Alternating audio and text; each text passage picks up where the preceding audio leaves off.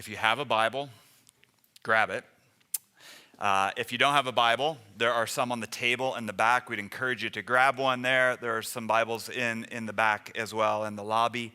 Grab one of those. If you didn't get one of the Ruth journals, you're a little bit behind, and that's okay. We end today, but there are a stack of them under the monitor in the back in the lobby. Take one of those. You can give them as gifts. Take a couple of them. You can give them out as gifts or use them in your future study, whatever that looks like for you. They're there for you. So Ruth is what we are looking at. Ruth is in the Old Testament, which is the front half of your Bible, just after Joshua and Judges, just before all of the 1st and 2nd. So if you get to 1st and 2nd Samuel, 1st and 2nd Chronicles, Kings, all of those books come back a little bit. As a church, this is what we do. We work through books of the Bible. We want to be shaped in our following of Jesus by the very Word of God. Not by the current cultural trends, not by self-help topics, not by politics, not by all of the things that would press in against us, but the constant, here's what we want to be shaped by, the constant, regular, next verse, next chapter, next book, looking at God's story of redemption found only in the pages of Scripture. This is what we've done for years and years. This is what we plan to continue to do. We want to see God for who he is and what he's accomplished in Christ in the pages of Scripture. Now, to that end, we also like to be encouraged by one another as we hear from one another about what we're learning. And so at the end, this has been our rhythm. At the end of every book, when we finish it out, we want to hear from you all and be encouraged by one another about what God is doing among us, even as we work through God's word. And so I'm going to encourage you, if there's something that has been that's been impressed upon your heart or some way in which God has grown you, stretched you, whatever that is, over these last 5 weeks, I want you to email eric@thetownchurch.org. Here's what I've learned from God. And we want to share those tomorrow as we record the podcast. So that eliminates the fear of you having to say that in front of a group of people. We will say that for you, but we want to hear from you. We want to be encouraged together by you. So eric@thetownchurch.org, email him. What has God shown you through our time together in the book of Ruth? With that in mind, Ruth chapter 4 is what we are looking at this morning. We're finishing this 5-week series, just a very short series of the book of Ruth, this book sandwiched in between Judges and 1st and 2nd Samuel. It's this narrative that helps bridge the gap so that we can get into the lives of the people who are working through this stuff, who've experienced these things. And so because Ruth is a short book, 4 chapters long, one story, it's not broken up into different places. It's one story. It's very clear that the author wants us to see the ongoing story and continue it one after another, thing after thing. But we've had to break it up over 4 weeks because it's a lot to take in. Here's what I want to do. I want to give you a really quick recap of the entire book before we get to chapter 4 because it's the whole flow of the book. So here we go. Hold on. We are in a period of the time of Judges. Judges were the leaders who were commissioned by God to bring rescue to his people from their rebellion and from the consequences of sin among the people. Often those consequences that God brought to the people were through the attacks of the enemy nation. So we're in a period of time where what was the repeated refrain in the book of Judges? Everyone did what was right in their own eyes. That was the kind of time frame that we're in, rebellion and chaos. And so the people had judges that would rule over them. They didn't have a king to lead them forward, even though God had promised long ago for a king to come. That king had not yet come yet. So we're in a dark period of time for God's people. And on top of that, here's how the book starts. On top of that, there was a famine in the land. So the story begins by telling us about a man by the name of Elimelech. Elimelech and his wife Naomi had 2 sons, and these 2 sons, they take off to Moab to try to find food. Moab is an enemy territory of pagan idol worshipers. They go there to try to find food, and when they arrive in Moab, we're told that Elimelech dies. This is the first 5 verses. It starts out in grief. Elimelech, the father and the husband, dies. This leaves Naomi with her 2 sons in Moab. But the two sons, they also die. They find Moabite wives, they get married, but then the sons die. And so it leaves Naomi with two daughters-in-law in a land that's not her own land, grieving. It's an intense period of time of grief for Naomi, a time period that's certainly rocking her faith. We know that because of what she's said, potentially what little faith she has left over 10 years of being in a pagan culture. Can you imagine that? You're not in a culture of other people who are worshiping God. You're in a place that's completely isolated from that. And so you can imagine that her faith is being rocked. She's away from her God-fearing community in Bethlehem. She's away from all that. So during that 10-year period of time for Naomi, Naomi hears that God has provided again for his people back in Bethlehem, and the famine's over. And so Naomi takes her one daughter-in-law and decides to head back home to Bethlehem. Orpah, the other daughter-in-law, decides to stay in Moab. Ruth clings. We're told she clings to Naomi, the other daughter-in-law. Ruth clings to her and commits to Naomi and commits to Naomi's God and commits to God's ways and God's people. And so they travel back to Bethlehem. And when they arrive, Naomi makes it very clear that she's coming back emotionally and spiritually exhausted. She calls herself, I'm not calling her this, she calls herself bitter. And she's very open about her thoughts about who God is and what he's done. He's the one who's brought this on me. He's the one who's brought calamity on me. He's the one who's brought this suffering and this hardship to my life. Ruth, her daughter-in-law, on the other hand, knows that life has got to go on. And she's committed to care for Naomi. And so she goes in search of food in the fields of the harvesters. And when she gets to the field, she, we're told, happens upon a man by the name of Boaz. Boaz, who's a relative of Naomi's late husband, Elimelech. And Boaz cares for Ruth in that moment. He protects her, cares for her, sends her back to Naomi with some 50 pounds of grain to care for them. And when she returned, Ruth returns to Naomi, and Naomi hears that Boaz has extended kindness to Naomi comes up with this brilliant plan. We saw this last week. Brilliant and really strange plan. That Ruth should go back to the threshing floor where Boaz is sleeping and steal his blankets so he gets cold. Remember that? It's kind of a strange way to do this. She does that so that Boaz would awake and begin to interact with her. And the plan works out exactly as Naomi had hoped. Ruth carries it out. Boaz wakes up. He sees Ruth. Ruth basically proposes to Boaz, will you marry me? Would you take on the role of redeemer, a typical role during this period of time that assumes the responsibilities of husband, assumes the responsibilities of provider, takes over in that way. And Boaz commits to her. That is, unless the one who's in front of him in line wants to take on that role instead.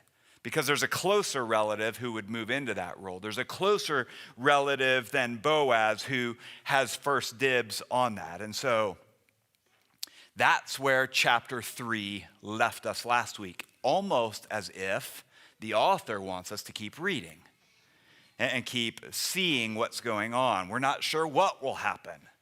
Hopefully none of you read ahead so that you don't know. Ruth is going to be married, we know that.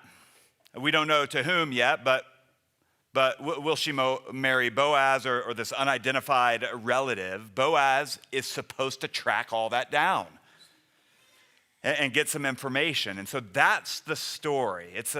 It's actually a really compelling story that's sandwiched in between Judges and 1st and 2nd Samuel. It draws us all into seeing the people of that day. And if you've read the story before, which I'm sure many of you have, you know the point of the story is not just a story about grief, although that's where we started, and that's where I think the thread throughout the book is this deep grief. It's not just a story about grief. There's a greater story being told. It's a story of redemption, to be sure, but if we see it only as a few widows receiving care from a family member, we've missed the point. And if we only see it as a story of kindness, of some unlikely people toward one another, I think we've missed the point. And if we only see it as a love story of a woman who happens to wander into the field of her Hallmark movie opportunity, we've missed the point. So this morning, we wrap this up and see the whole thing coming together in, a story of redemption. The first thing we see in chapter 4, I think, is this. The land is redeemed.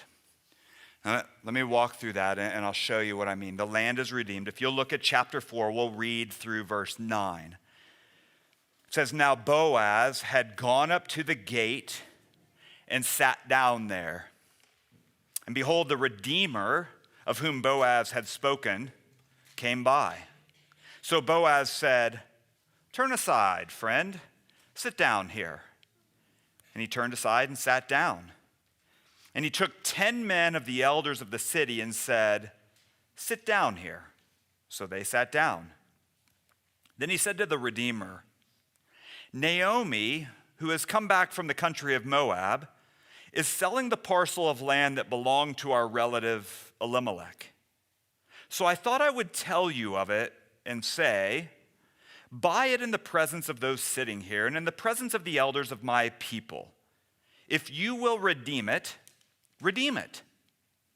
But if you will not, tell me that I may know, for there is no one besides you to redeem it, and I come after you.' And he said, 'I will redeem it.' Then Boaz said, 'The day you buy the field from the hand of Naomi, you also acquire Ruth the Moabite, the widow of the dead, in order to perpetuate the name of the dead in his inheritance.' Then the Redeemer said, 'I cannot redeem it for myself, lest I impair my own inheritance. Take my right of redemption yourself, for I cannot redeem it.'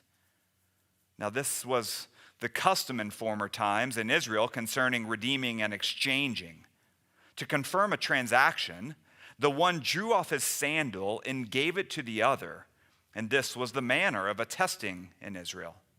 So when the Redeemer said to Boaz, 'Buy it for yourself,' he drew off his sandal.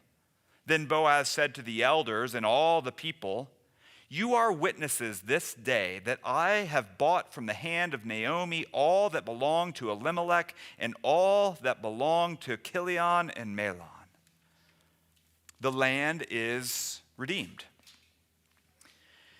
Boaz, here's how this goes. Boaz goes to the gate, which is probably on his way back from the threshing floor, because you remember that Boaz said, 'I'm going to figure this out and I'm going to figure it out quickly.' He'll try to settle the matter of this relative situation soon. And so likely on his way home from the threshing floor, he goes to the gate, which is a place in this day where legal agreements were settled. They would go to the gate and they would settle these things out. It was either that or it was a place where people gathered. It was just I'll meet you at the gate. I'll meet you at the gate. It was a gathering place for people on their way in and out of the city. So Boaz is probably hopeful that this other relative at some point will come through the city gate and Boaz can try to get an answer from that relative. So that's his hope. And that's exactly what happens. We see this in verse 1, that Boaz sees him and says, 'Hey there, friend, come on over here and sit down, why don't you?' It's from the north. He's from North Dakota, so he says, 'Why don't you?' So it's interesting, though, I think that the author doesn't give the name of the relative. I don't know if you've caught this. We've brought this up many times, that so many of the names in the book of Ruth so far have given us names, and their meanings are very important. But for this guy, this relative, the author doesn't give a name at all. In fact, the wording that we see here, friend, in verse 1, is actually not the word that we would see for friend. It's a Hebrew word that it's made up. It's an unidentifiable word that they've put together, something that many scholars have come to an agreement that says something like so-and-so or what's his face. So Boaz says to what's his face, 'Sit down here for a second and let's talk.'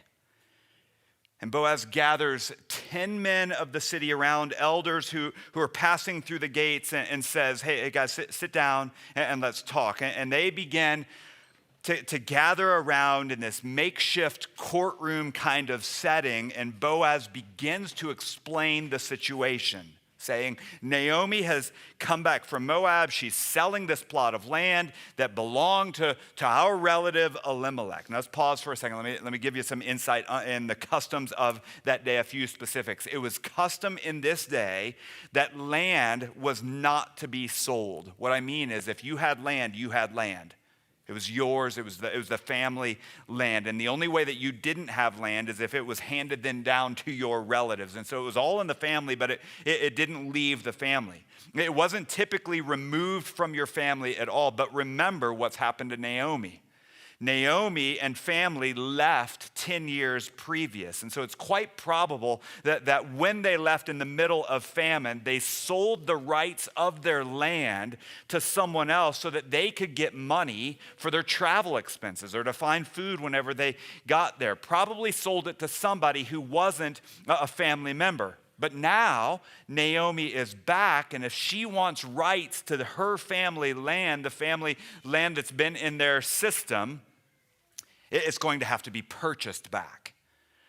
It's going to have to be brought back in. But Naomi doesn't have the resources to get the rights back to the land. She needs someone to step in and redeem the land.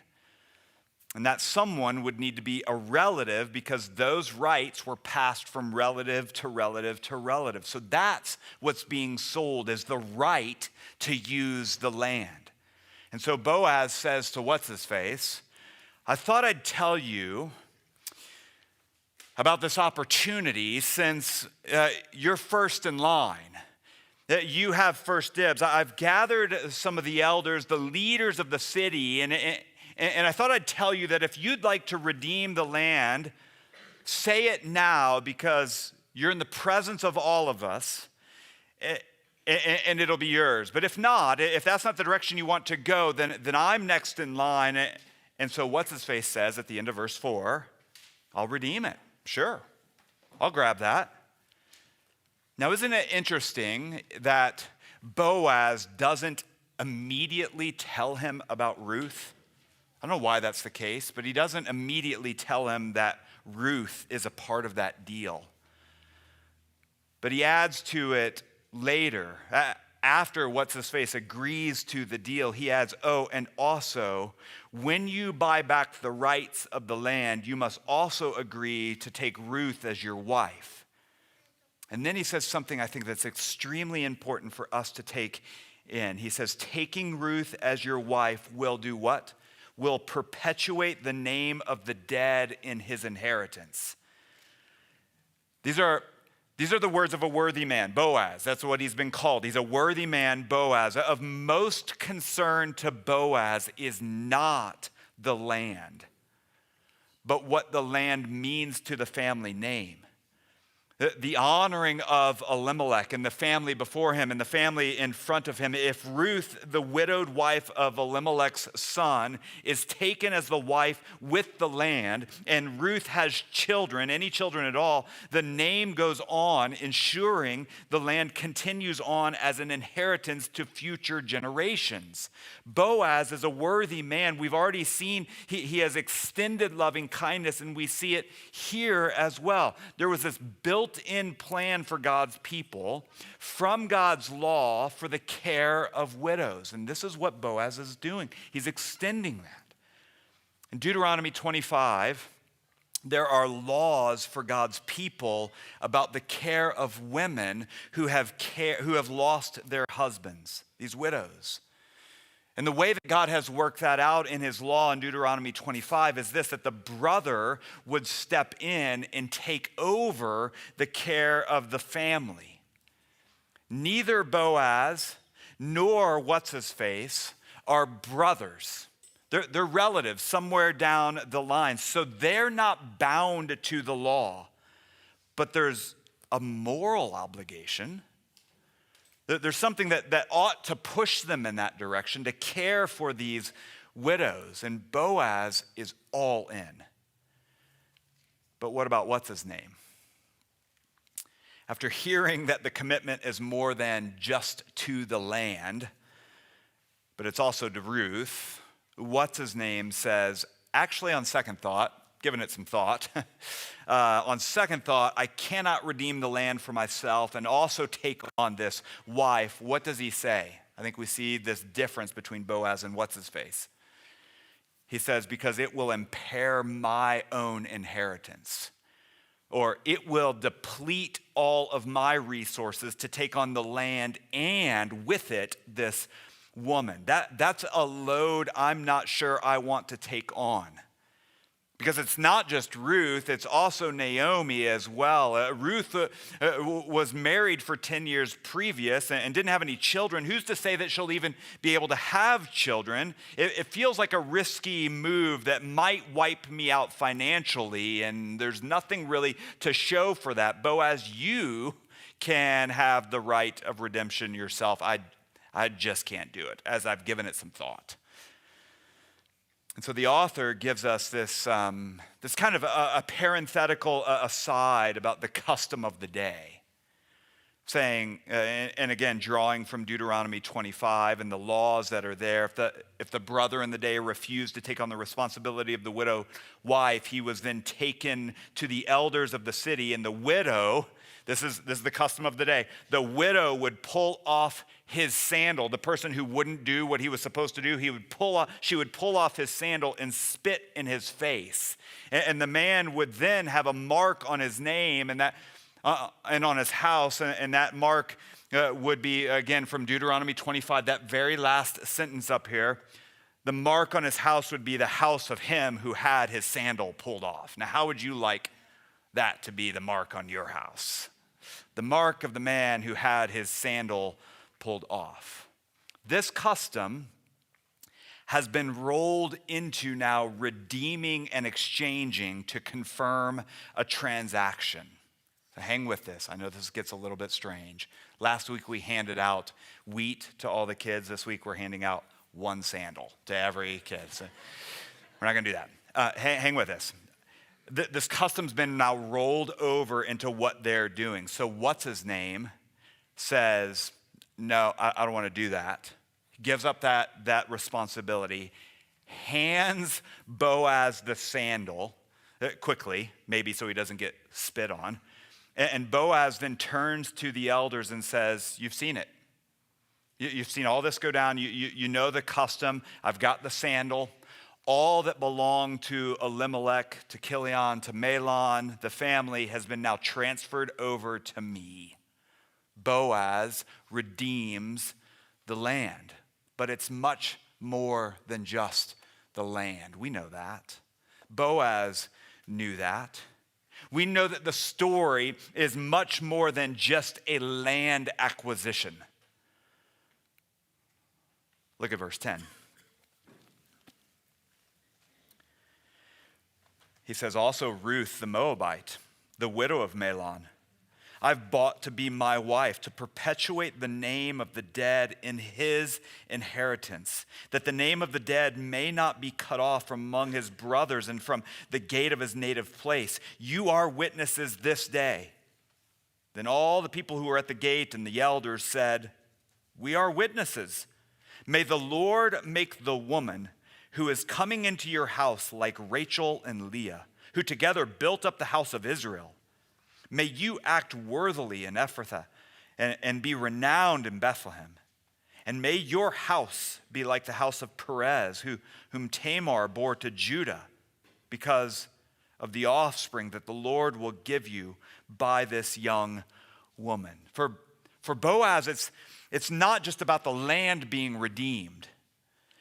It's about Ruth as well, and so we see Ruth is redeemed. We have this whole story of redemption coming together in chapter 4. Ruth is redeemed. Boaz says to the elders who are present at the gate, who witness the transfer, who see the sandal, Also, Ruth, the Moabite, the widow of Mahlon, the son of Elimelech, has been transferred to me as well for my wife. I'm taking on the responsibility. I'm taking on the role of redeeming not just the land. This isn't just a land acquisition for me, but the wife of the son of Elimelech, so that, why? So that his name will not be cut off. So that his name will be remembered, so that the family line of Elimelech will continue on. Boaz has taken this seriously. This role and responsibility he's taken on, it seems to be this big picture he has in mind. This is not just about the land, it's about so much more than that. It's about so much more than having a wife. This is about continuing the name of Elimelech. Boaz says, you've been my witnesses of all of this. I've got the sandal, let it be known. And all the people who have gathered around the gate and all the elders said, yeah, we're witnesses. We see it all go down. We've got the agreement. You've got the sandal. And they speak then a blessing over them. And the blessing is interesting.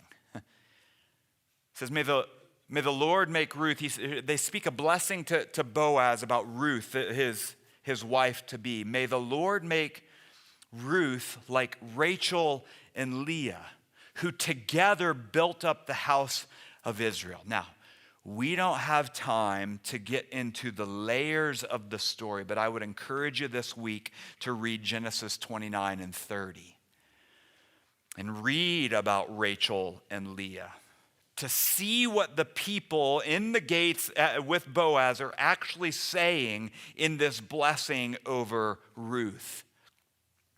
These two women, Rachel and Leah, were wives of Jacob. The whole thing was a bit shady. Right? These two women were brought in by Jacob. Jacob was scammed into marrying the ugly one and worked for that's the words in the Bible, by the way. That's not me. I've never seen her, never met her. Jacob works some extra years so that he can have the pretty one. And both of these women were unable to have children, so they had concubines stand in for them. And then one of them sold fruit. This is all in the Bible. It's a story. One of them sold fruit, mandrakes, don't even know what that is, to the other one in exchange for being able to sleep with Jacob that night. The story is twisted. It's conniving, but then in God's kindness, God allowed both of them to have children. Is that what the people are saying in the gates to Boaz? May Ruth be like those two women whose stories were sad and twisted and conniving? No, what the people are saying is, may Ruth be like Rachel and Leah, who eventually gave birth to the 12 sons who became the 12 tribes of Israel, God's people. May Ruth be like the women who were used by God to carry on the story of the people. Hang on to that, we'll come back to it. The people go on with the blessing. May your house be like the house of Perez, whom Tamar bore to Judah. Again, we don't have time to get into this, but I would encourage you to read with some filters Genesis 38 this week.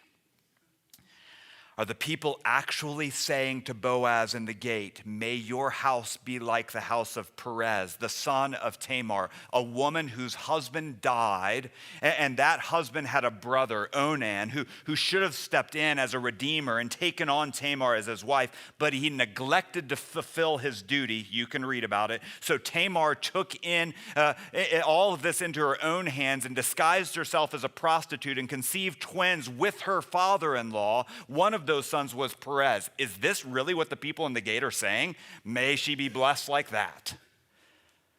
No, rather the people are recalling another story in their history of one who should have stepped in as a redeemer but didn't. So the unlikely one stepped in. And they had twins, and they would become the ancestors of Judah, Perez being the ancestor of Boaz. But it's a twisted story. Hang on to that. We'll circle back to it. The point is this. Ruth has been redeemed. There's been witnesses. They speak blessing. Boaz has been blessed by the people around, recalling the history of God's people to communicate. God has a plan to carry out this plan through you, Boaz, and through your new wife, Ruth. Ruth is redeemed. Is it just Ruth? Look at verse 13. So Boaz took Ruth, and she became his wife. And he went into her, and the Lord gave her conception, and she bore a son. Then the women said to Naomi, "Blessed be the Lord, who has not left you this day without a redeemer.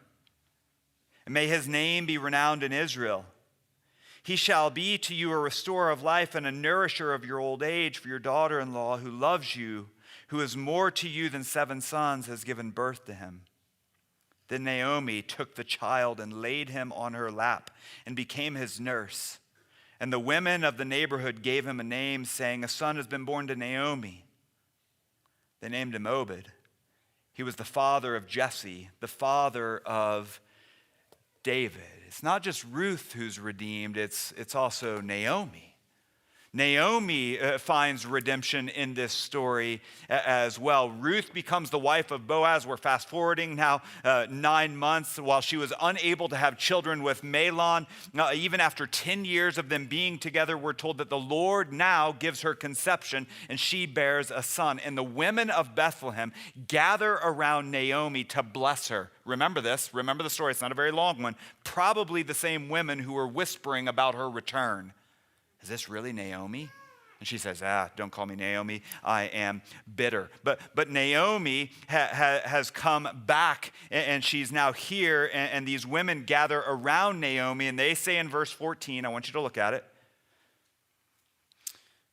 "Bless the Lord, who has not left you without a redeemer." Now we read that, and we think, there's where the story's going. Boaz steps in. Right? We automatically think that these women are talking about Boaz. He's the redeemer.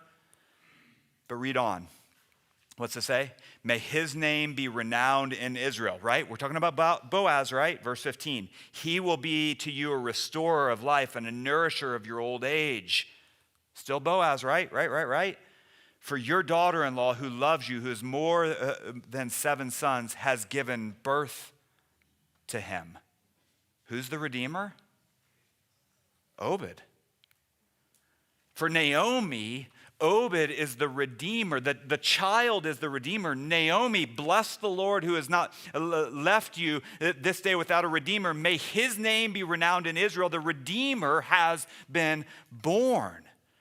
And whether these women know it or not, they are speaking profound truth over Naomi, and not just Naomi, but us as well. All along, you believe Boaz was going to step in as your redeemer, and he did step in, and he carried out the role of redeemer, but that redeemer is not ultimately realized in Boaz. It's realized in this child, because that child then perpetuates the future of what is coming. Naomi has been redeemed practically and lawfully by Boaz, but it's fully realized in the child born to her Moabite daughter-in-law.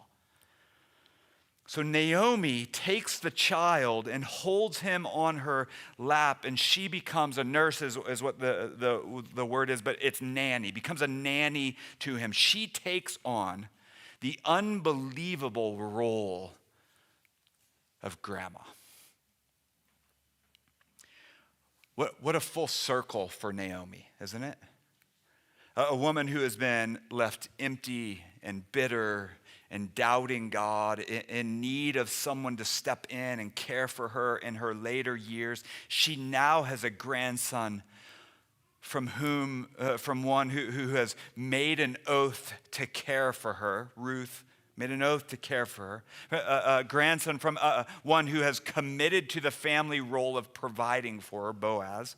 Naomi's desire, if we remember all the way back, Naomi's desire has been to provide rest for Ruth, that she would experience this restful contentment in life with a husband and family. And I just get this picture.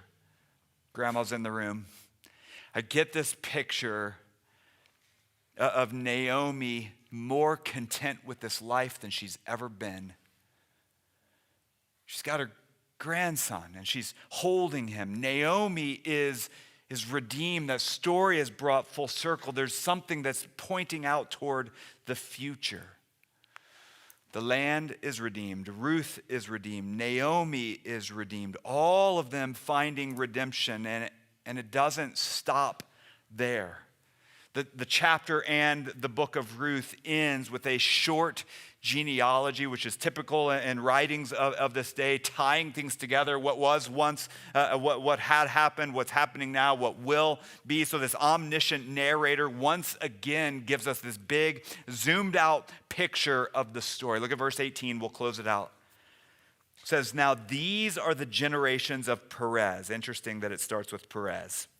Perez fathered Hezron, Hezron fathered Ram, Ram fathered Amminadab, Amminadab fathered Nahshon, Nahshon fathered Salmon, Salmon fathered Boaz, Boaz fathered Obed, Obed fathered Jesse, Jesse fathered David. Here's what I think we see from our angle, that we are redeemed. This is how the book ends. Almost as if the author wants us to keep reading, right?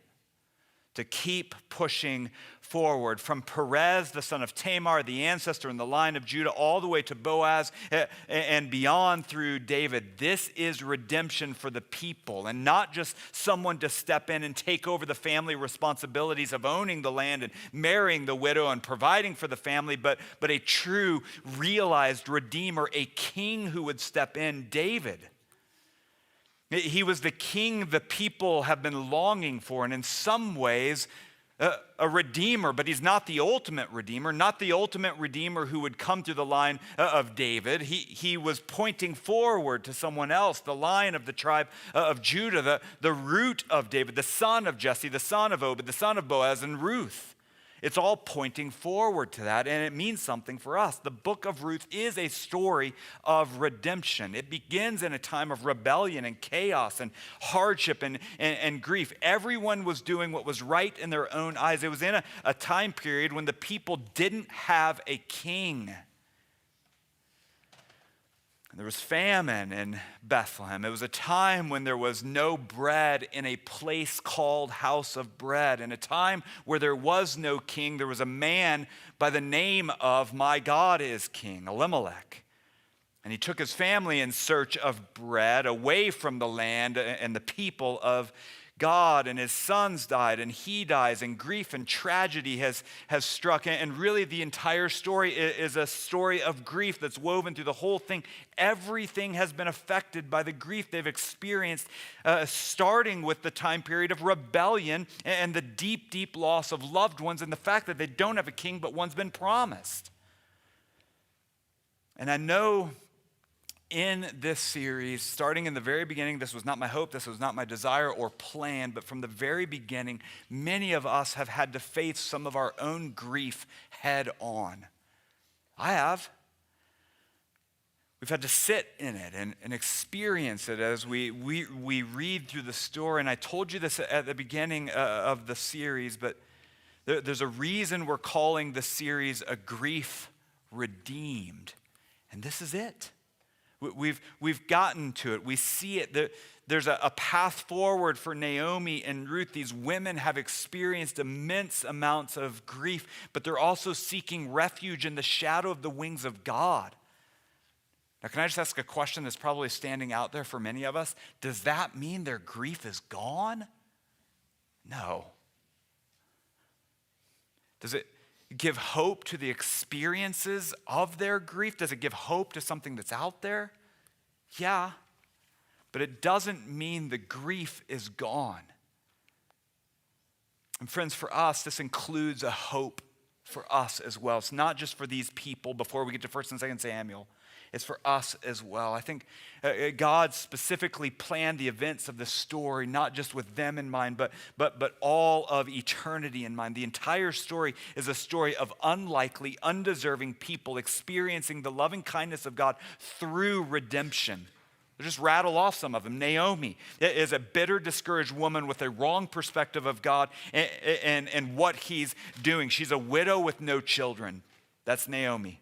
Ruth is a pagan, idol-worshiping woman who is not to be allowed in with the people of God. She's married a foreigner and unable to have children, and her first husband is dead. Boaz is, from what we can tell, an aging single man whose mom was a Gentile prostitute, and he's now been proposed to by a widowed relative, only by marriage a widowed relative, and he's not even the first in line to marry her. The author takes us back into history to show us the undeserving, unlikely line before them.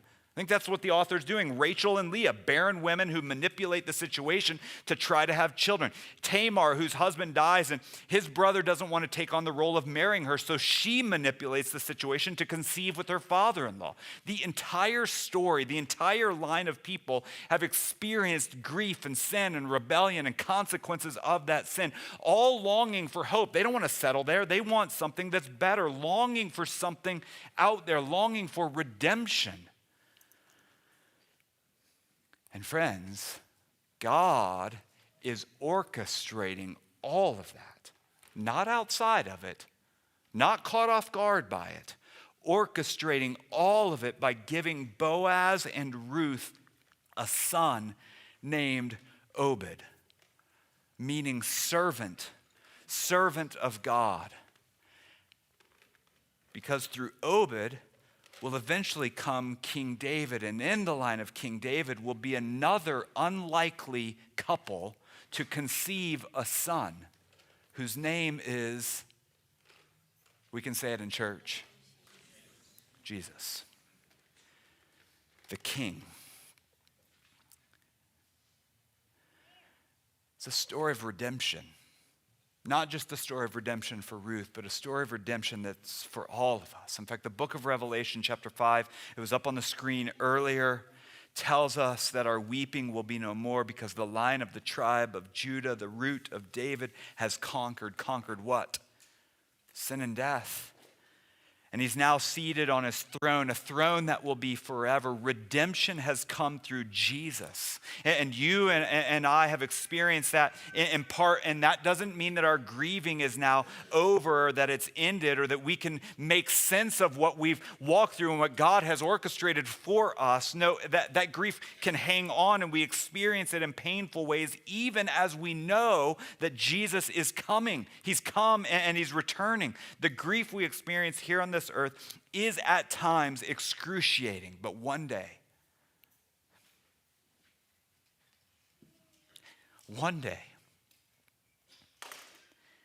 this king from the line of David, who came from the line of Obed the servant, who came from Boaz as one who would take on the responsibility of carrying on the line of Elimelech, my God is king. One day this King Jesus will return to redeem our grief and our pain once and for all.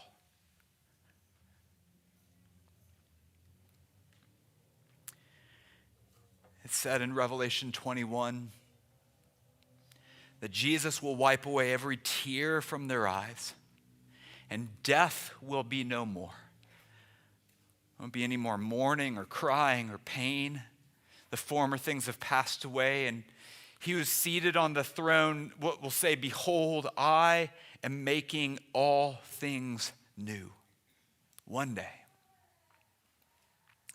Our only hope in this world that offers so much pain is not actually in this world and all that it has to offer. Rather, it's in Jesus, who has already conquered sin and death, will one day return to restore all things and make all things new, to renew, to redeem all things.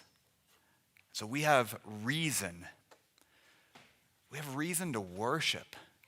Friends, we have a king who has come and conquered sin and death, who's returning to renew all things. We have a king, and that should draw us in to worship. And so I want to lead us toward some time of response.